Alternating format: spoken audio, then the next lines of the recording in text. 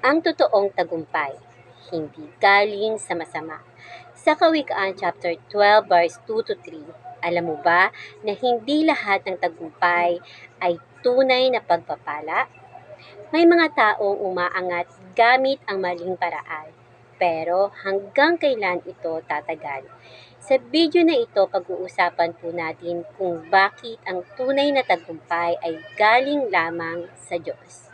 Basahin po natin ang salita ng Diyos mula sa Book of Proverbs, chapter 12, verse 2 to 3. Good people obtain favor from the Lord, but He condemns those who devise weak schemes. No one can be established through weakness, but the righteous cannot be uprooted.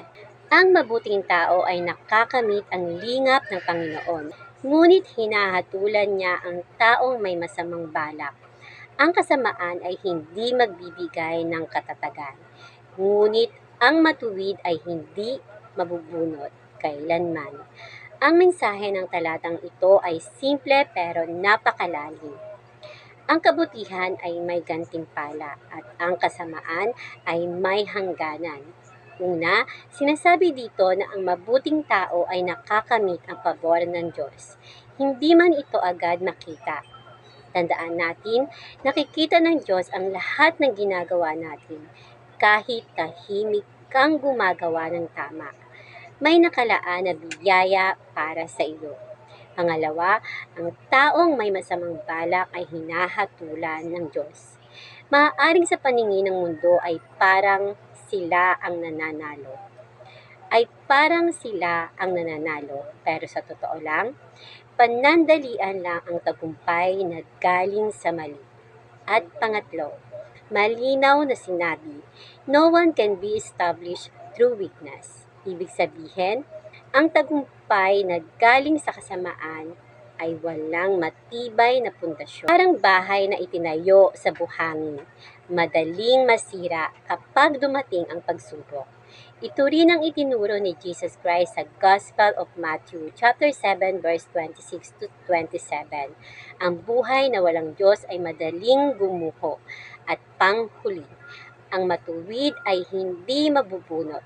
Kahit gaano kahirap ang buhay, ang taong may Diyos ay mananatiling matatag.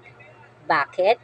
Dahil ang kanyang pundasyon ay hindi pera, hindi tao, kundi ang Diyos mismo.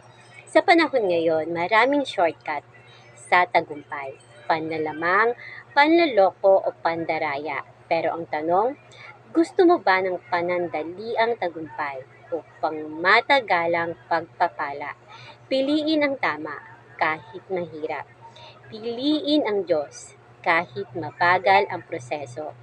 Dahil sa huli ang matuwid, ang tunay na nagtatagumpay. Kung may natutunan ka sa video na ito, please like, share, and subscribe para mas marami pa tayong maabot na tao ng salita ng Diyos. At tandaan, ang tunay na tagumpay ay hindi sa bilis, kundi sa pagiging matuwid. Ang Kawikaan chapter 12 verse 2 to 3 ay nagpapaalala sa atin na ang kabutihan ay may gantimpala mula sa Diyos, habang ang kasamaan ay hindi magtatagal. Sa video na ito, matututunan mo kung bakit ang tunay na tagumpay ay nagmumula sa pagiging matuwid at pagtitiwala sa Diyos.